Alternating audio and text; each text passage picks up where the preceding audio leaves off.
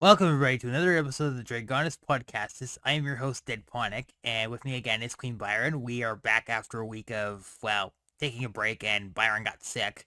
hmm Nobody likes when we get sick, so yeah, there's that. If you guys want to support us, you can do so on our Patreon and on our Fiverr pages. So since we didn't have an episode last week, and we have just received word of this new item coming out.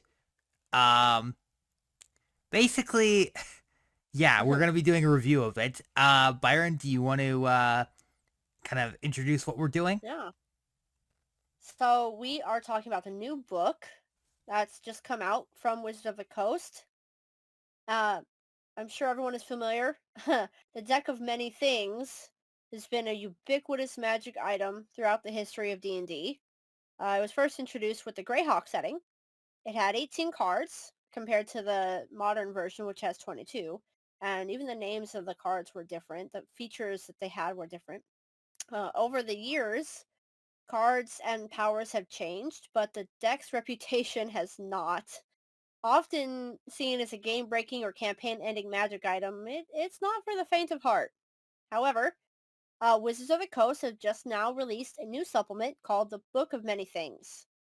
They have expanded the deck, adding 44 new cards for a total of 66, with the intent that the Dungeon Master would deck build and put together their ideal deck with the effects and the powers that they want for their campaign.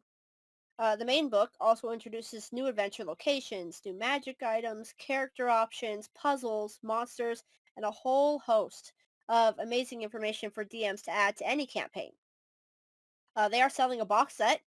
If you get the box set, you get a box of cards and two books. The cards are laid out in a soft lined box. There are 66 total cards, including the original 22 and the 44 new cards added in this edition. The cards are large, tarot sized, and each has a unique gold holofoil effect, and they have gold edges. Ooh, Very, very gold. shiny. Ooh, Mm-hmm. gold, yes. And Yeah. you sound like the guy from Price is Right talking about the item. Yes, of course. So in the box set, there are two books. The first book is the Deck of Many Things card reference guide. In the book, there are different pages for each of the 66 cards. The book is intended as an explanation of the cards and includes a way for the DM to create an entire adventure by drawing cards from the deck, laying them out, and interpreting them. Each card has 10 ways it can be interpreted depending on where it lays in the spread and whether it is right side up or upside down. So the way it works is the DM draws 9 cards, lays them out as shown in the guidebook, and then turns to each corresponding page for that card. Each page details how the card's position in the spread adds certain elements to the adventure, whether that is a challenge, an obstacle, a location, a monster, or any of the other options for each of the cards. I love randomly generated content. I always get something when I do something like this. Find something usable. It helps to spark my imagination. I can't wait to get my deck and generate some random adventures using the cards. Now basically this is basically if I understand correctly, there's definitely gonna be a pot of greed reference in here somewhere. I'm sure there is. Yeah, there is a card called the Gem that deals with treasure. So the that's the first book in the box set. The main book, called The Book of Many Things, is split into 22 chapters, each named after one of the cards from the original Deck of Many Things. It also features notes and commentary from Asteria, who we'll get to in a little bit. The book not only introduces all new magic items, player options, adventure locations, and more, but it also gives DM tools to use when the cards are drawn. A lot of the cards in the deck have serious and lasting consequences, and if you're not prepared, it can be hard to improvise that kind of content.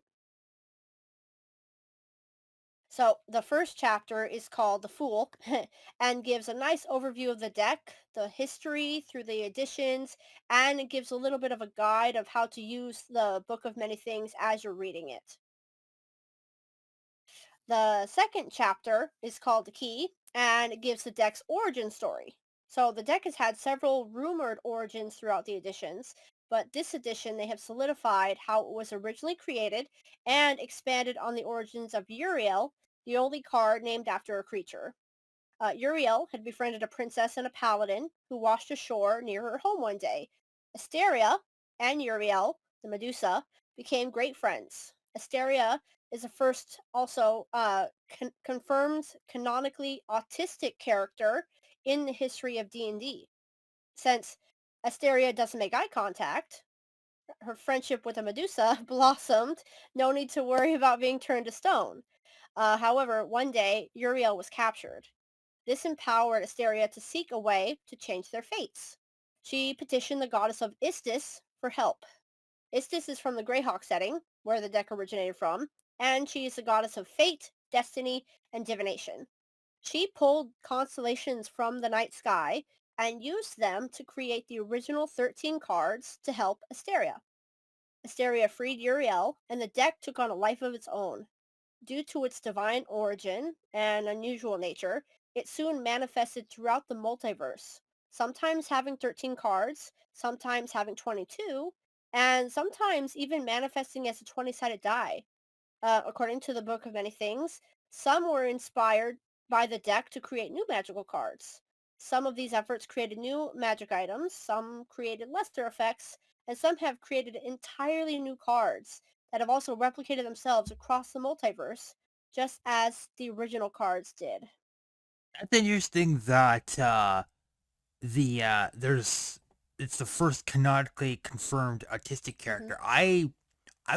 I'm generally surprised by that because I actually don't know. I generally don't know how wizards tackle something would have tackled something like that. So I'm glad that they tackled this, and I'm glad that they introduced it in an interesting way. One of the writers of the book, and she's in many of the videos. If you go to D&D Beyond's YouTube channel, she is autistic. So I feel like they brought in the right people to do it right, to make sure that Asteria was created with the sensitivities and with uh, the accuracy that an autistic character would have. Yeah, and one thing I find just interesting also is that now the idea of the autistic spectrum is kind of nonsensical because you can't really categorize it. So, um, but I'm glad that I oh, sorry, go ahead. Yeah, I'm glad that they've added her, and this is kind of why I use the phrase, canonically confirmed, because there have been many speculations over the years of other characters who had special interests or hyper fixated or maybe had different traits of what you might consider autism, but this is the first confirmed by wizards and the people who make the book, so that's kind of why we phrase it like that. So the the s- the third chapter, the next chapter, or sorry, the chapter for the key also introduces the deck building aspect and how a DM might customize their deck for a campaign and how to introduce it to the players, how you might give it to them so that you might draw cards from it. The third chapter is called Balance and features many tools for the DMs. It details how to use the deck to create interesting NPCs, how to add complications or random encounters to a journey, how to use the deck to determine new uses for inspiration. So, when a player gains inspiration, they draw a card. Each card from the deck has a specific outcome when used. There are 22 effects aligning with the original 22 card deck. Like for example, if the player drew the gem, they could eventually use that to gain an additional action on their turn. That's Uh, actually pretty cool. yeah, I'm glad to see new uses for inspiration. I feel like that's one of fifth edition's features that doesn't get a lot of attention. So it's really neat to see that they've kind of added stuff for that. Um, The next chapter is called Puzzle, and if you couldn't guess, details how to use puzzles, riddles, and traps in your games. There's several examples and explanations, and it gives a lot of good information for the DMs for that sort of thing. Yeah, I feel like making a Yu-Gi-Oh reference here, but I'm not going to because it's yeah. Well, since this book has come out and I've been talking to my kids who are big Yu-Gi-Oh fans, it's been nothing but Yu-Gi-Oh references. I even watched the first episode. Yeah, one thing about Yu-Gi-Oh I should warn you about is that Yugi gets away with a lot of Yes. stuff. And that but I'm that's I'm that, familiar. yeah, but that's primarily due to not just plot armor, but also, his magical item. But anyway, Mhm. So, let's see. So the fifth chapter is called the Gem and gives the DM a few magic items and all kinds of goodies, as well as a guide to deal with the gem card if one of your players pulls it.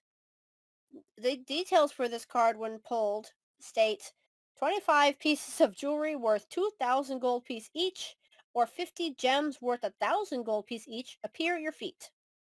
With this book, the player might find the treasure in the next town or as an inheritance or some other means.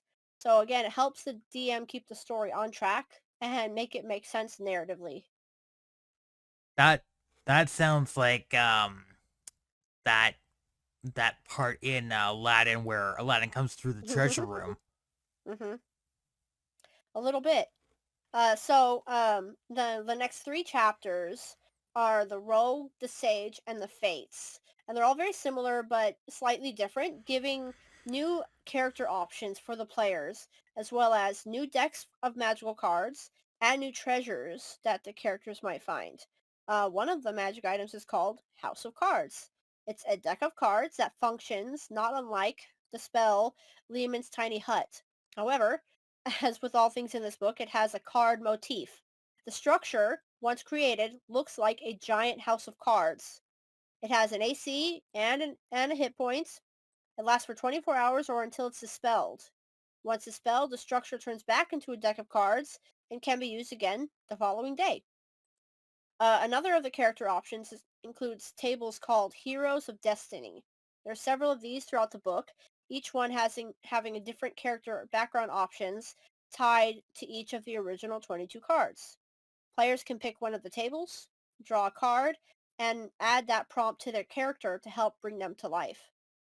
This section also includes supernatural gifts, which are not unlike dark powers seen in the Curse of Strahd campaign or charms as detailed in the Dungeon Master's Guide.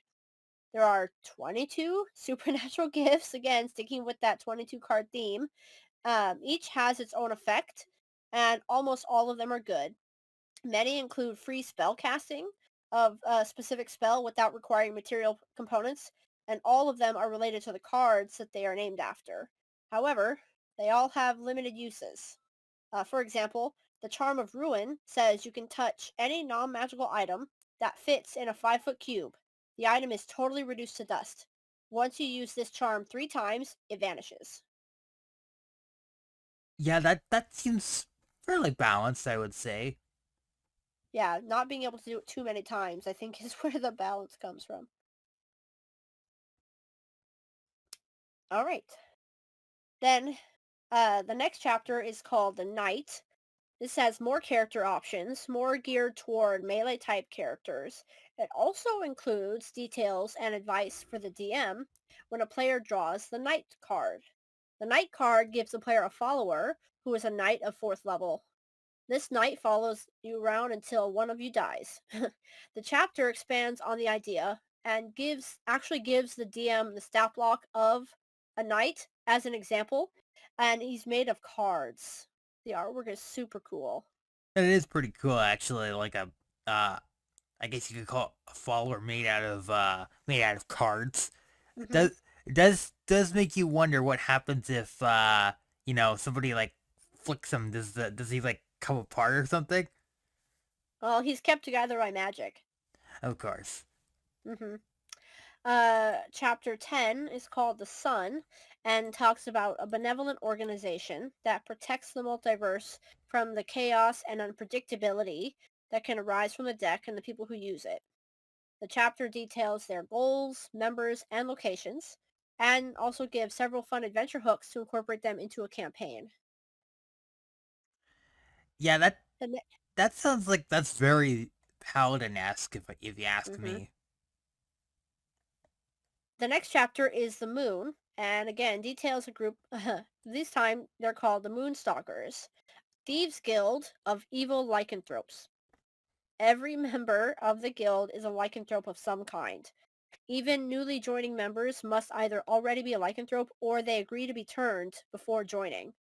This chapter details some of their more prominent members, where they might be found, what their goals are, and perhaps if the players draw the moon card, they can run across the Moonstalkers. The only thing I could think of when I think of moon is the moonbeam from Pokemon. Well, perhaps that's what they're casting. Oh boy, that's fun.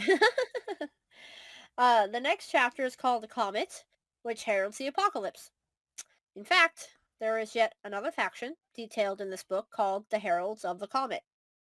They believe the multiverse is a flawed creation, and members look forward to the end of the world, the planes, and all existence. This gives the DM an antagonist to introduce to help foil the plans of the players and give the campaign some friction.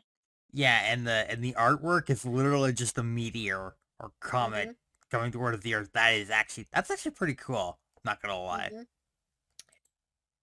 the next chapter is The Star, which details the constellations, the world, and introduces a zodiac. This gives additional player options and details for each star sign a character might be born under. There are 12 different signs. Each one has a nickname, a prominence, a birthstone, a creature, a color, and an ability score associated with it. This chapter details observatories as well, locations that can be used to observe the night sky, sometimes called the sky of many things, and regional effects that might affect those places. I am a Capricorn, by the way. So if anybody's asking, Nice. So, chapter 14 is called The Jester and introduces the Sealy Market, a traveling Fey marketplace that can appear anywhere. Market includes a fortune teller who has a small deck of cards and can tell fortunes or allow players to draw from his deck, thus introducing the deck to lower level adventurers. The market sells all manner of things. It can be a great way to introduce rare or exotic items to players by bringing the market to them. The market also features a moonstone dragon named Pazordine. She pulls the wagon markets from place to place and rests when the market is set up. She can also sense when theft has occurred in the market and will use non-violent methods to deal with thieves. However, if the non-violent methods are not effective, she carries the thieves away in her talons and deposits them away from the market. yeah, I always having a dragon as your security measure. It's a little bit excessive, don't you think? I think it's just enough. Someone will try and steal from the market, I guarantee it. Yeah, that's fair. The next chapter is called Throne and gives the DM tools if the player should draw the Throne card. This card gives the players the ownership of a distant, monster-filled keep. It details an example keep named Harrowhall and describes a vision the player has upon drawing the card. It also gives an origin story for this keep. Years ago, a wizard named Grimmerly drew the throne card and gained ownership of a small castle called Sovereign's Keep. He was a necromancer and a misanthrope who had little patience for the living. He resolved to use the keep to create and house a ghostly army he would use to seize power. Grimmerly performed a ritual that turned Sovereign Keep into a ghost trap. Anyone who dies within the castle walls rises as an incorporeal spirit trapped within the castle. Then he waited. When adventurers came to investigate the seemingly abandoned keep, Grimmerly murdered them and trapped their ghosts. But fortune recently turned against him when a Behir entered the keep seeking a nest. It killed Grammarly, who became a victim of his own ritual. Uh, is Casper one of these ghosts by Mm. any chance? Oh, he is that whipstaff manner, I'm sorry to say. Ah, uh, However, Grammarly is now one of the many ghosts that haunt the keep. Locals have renamed the keep Horror Hall as they dread the spectral figures moving through the fog there and the fierce lightning storms that erupt without warning. Of course, the Bahir is the source of the lightning, but the locals don't know that. This chapter also details how the players might escape the ghost trap and end the effect for good. so this is the opposite of a good. It's kind of an opposite of a good card. So basically, you might want to draw this card, but you don't want to draw this card at the same time. Well, if you want a keep that belongs to you, as in, you own the deed and all that, I mean, that's totally fine. However, again, it's full of monsters. Horror Hall is just one example of such a keep that the players might, gain ownership of.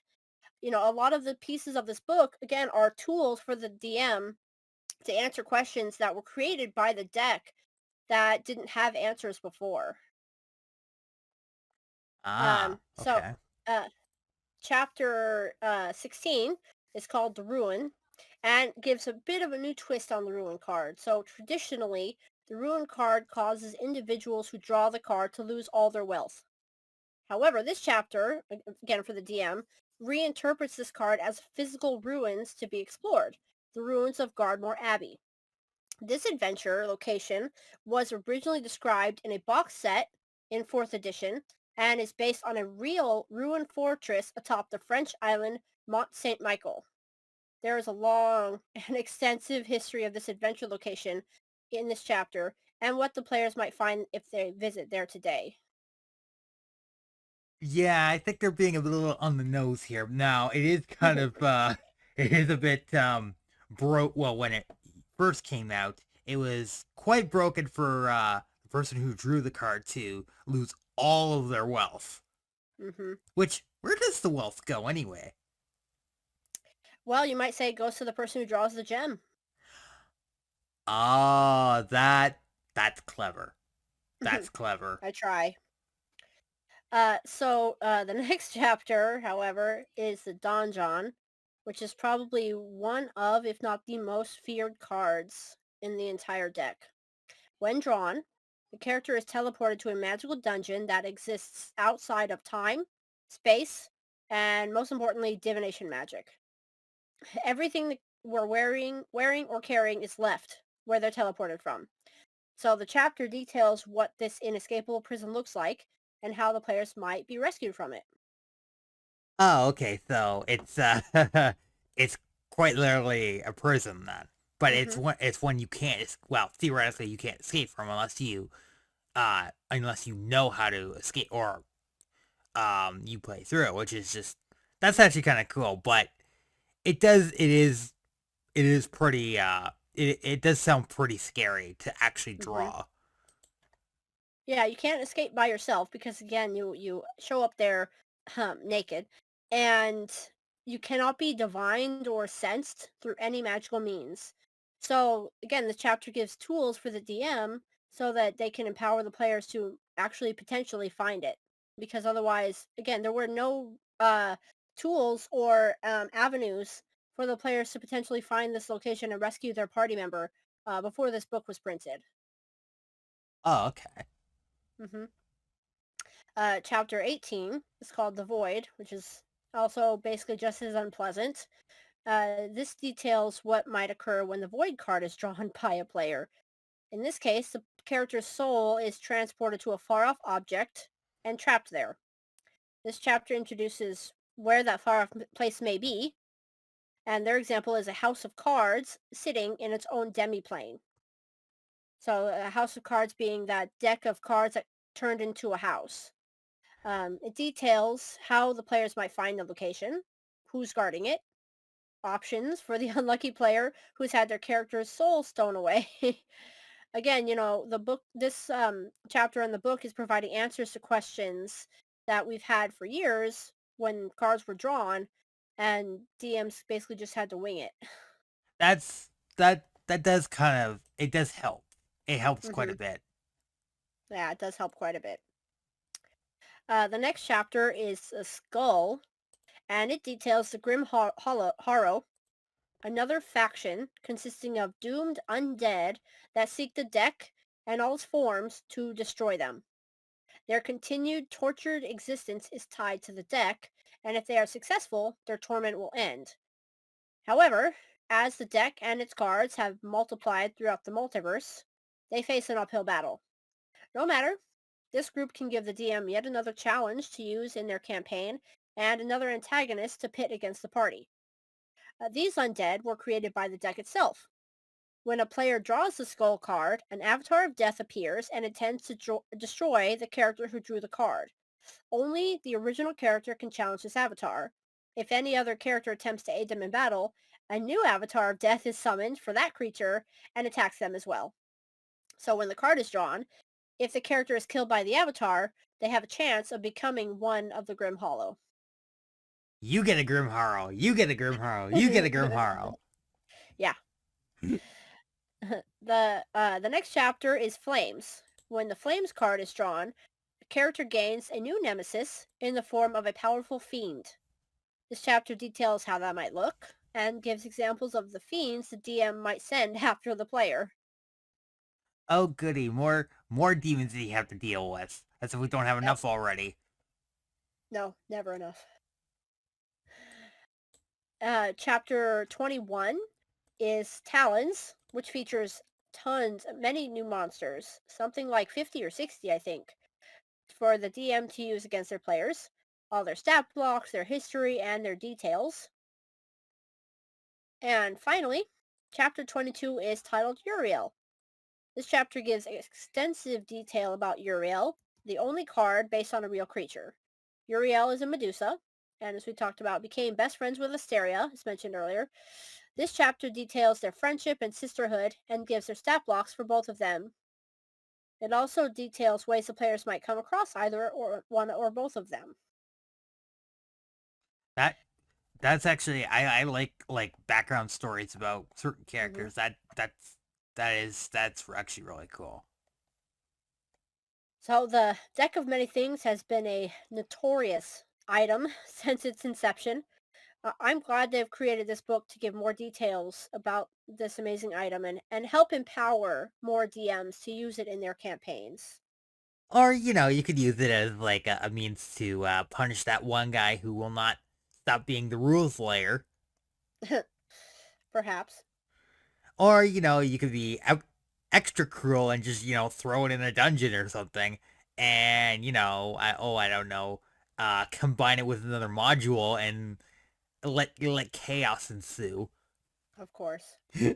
Oh yeah, overall, I actually like this book. I think the Deck of Many Things is it's a wonderful um it's a wonderful magical item that can be used to enhance a story. It shouldn't be hmm taken as a means of like saying, oh, it breaks the game or it can end a campaign simply by drawing one unlucky card. It hmm it Now there are some people who say, oh well, the DM can kind of stack the deck against the players if they're really feeling like it, but um that has um benefits and caveats. So take that with a grain of salt. But overall, I like this new book thing that they hmm added. It's kind of a shame that um well, right now I can't get my hands on it, but I'm glad that you got your hands on it. And yeah, it's a lot of fun. Any last thoughts before we wrap up? Well, I want to run a campaign surrounding the Deck of Many Things sometime in the future, where the idea is the deck has actually been shattered and all of the cards are separated, and there is some apocalypse, or maybe one of the factions in the book is asking the players to reunite all the cards to end an apocalypse, or something is going on that requires the cards to be reunited. I would love to do that. Silly question. What would happen if, say, I don't know, like a villain got their hands on one of these on the deck of many things? Well, again, I guess it depends on if they're going to draw cards from it or not. Uh, that makes sense.